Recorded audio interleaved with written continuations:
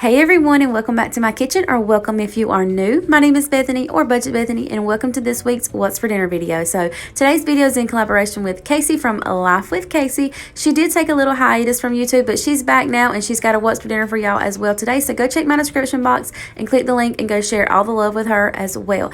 But y'all, let's get on into this week's What's for Dinner video.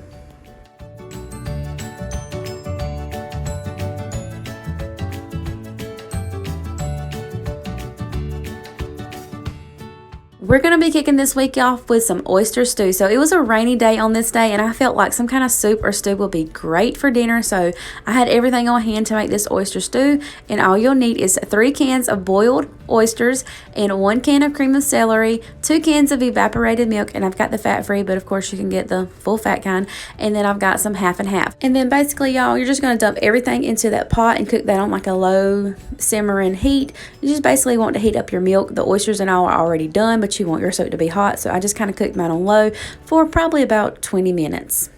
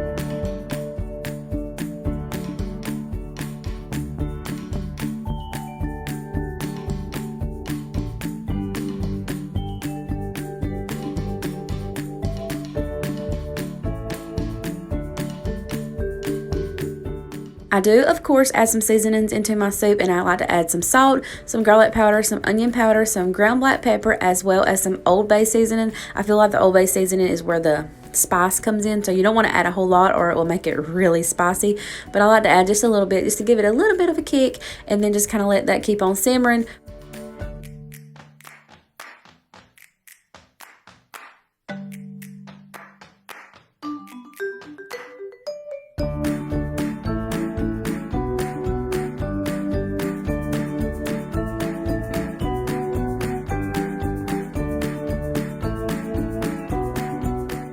And then about 5 minutes before I'm ready to serve it up, I do add a little bit of butter in there, but you do not have to. It's good without it. This is the most simplest, easiest, delicious soup that I think you could ever try. And we like to eat ours with some crackers, and I've got the Ritz crackers, but my husband also likes to eat like the saltine crackers with his, but either way, it's delicious.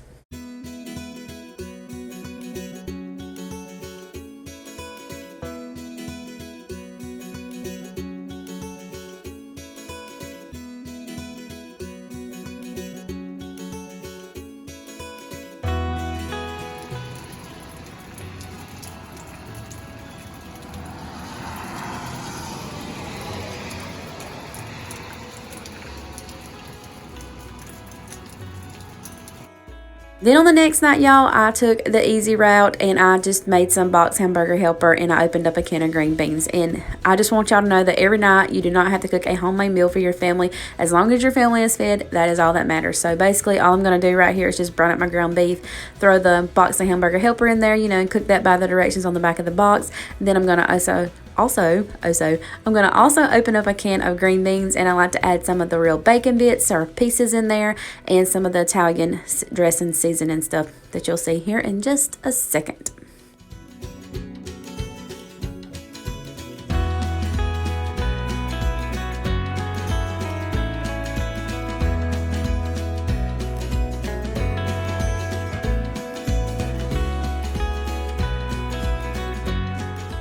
And here you have it. It took me about 30 minutes to make this whole entire dinner.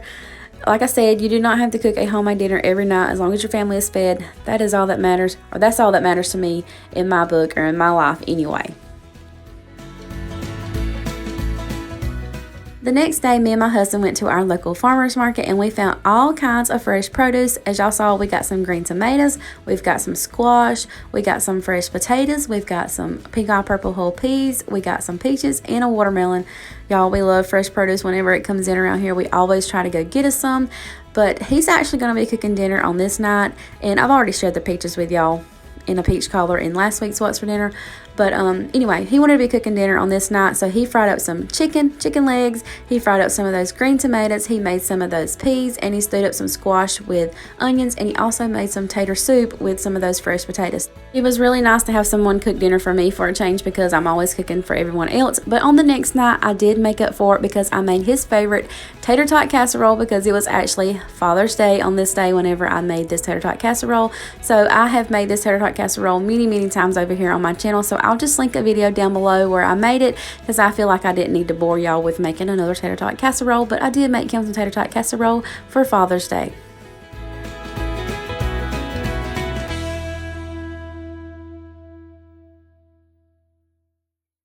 And then on the next night, we had breakfast for dinner, and I just made like a breakfast brunch. And I've made something similar to this before. It was called a sausage brunch, and it was just a little bit different. So all I did was brown up some ground sausage, and then I've got some biscuits right here, and I just tore them into pieces, and I laid those all in the bottom of my pan. But before I did that, I did spray some nonstick spray because I didn't want my biscuits to stick.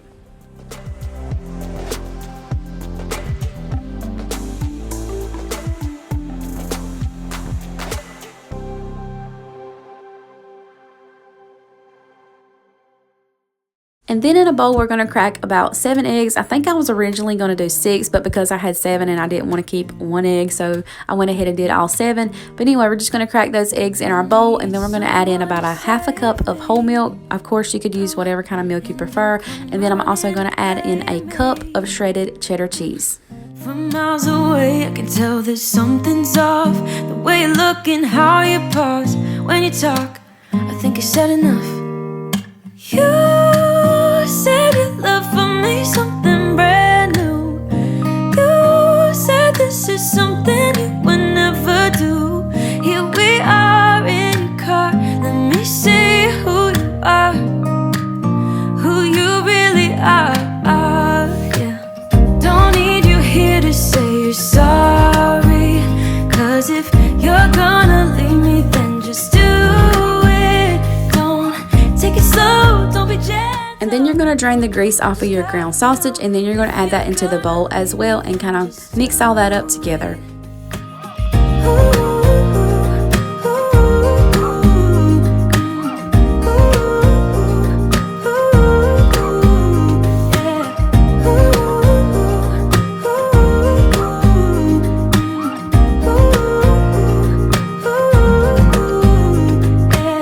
Let's be honest for a second. Yeah, you're being over your head, babe.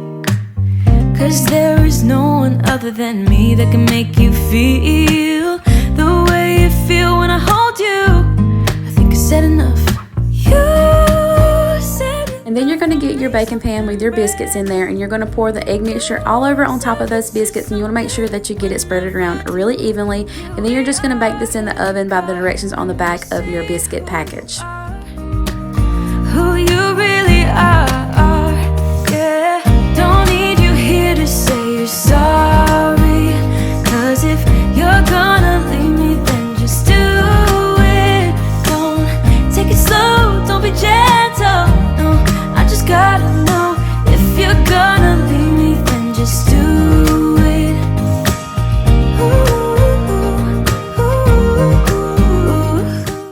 Alright y'all, so this is how it should look once you're putting it in the oven, and this is how it should look once it comes out of the oven. My family always loves to have breakfast for dinner, and actually in this clip, this thing was still hot. You can see it bubbling. Y'all, this thing is so delicious. The original recipe that I usually like to cook is actually a little bit better than this one, but this one was still really good, y'all. And we like to serve hot sauce on top of ours, and well, my kids like to eat ketchup on top of theirs, but I like to eat hot sauce on mine, and my husband actually likes to just eat his plain. He just cuts him a piece out and eats it like that. But either way, it's delicious, y'all. Alright y'all, so to wrap up this week's What's for Dinner video, I wanted to quickly share some dinners that I cooked from this past week's What's for Dinner videos that I posted. On Wednesday, I posted a Mexican-inspired What's for Dinner, and these carne picada subs, y'all, were so delicious. They were our absolute favorite. I shared 3 dinner ideas in that video, so I'll have that link down below if you want to go check that out, or if you missed it, I highly recommend you going to give those a try because all 3 of those dinners were delicious. And then on the next night, I made some chicken marsala, and that was part of the cookbook collab hosted by Tamara from Southern Wife Everyday Life. So I also have that video linked down below as well for y'all. I also made some caramel syrup to drizzle on like vanilla ice cream, and y'all, that caramel syrup was so delicious. I cannot say it enough. So definitely go check that video out as well. But y'all, that's all I got for y'all for this week. I hope y'all enjoyed this week's What's for Dinner. If you did, I hope you'll leave me a thumbs up and subscribe if you're not already. Also, don't forget to go check out Casey's video from today. I'm sure you'll get some good recipes from her as well.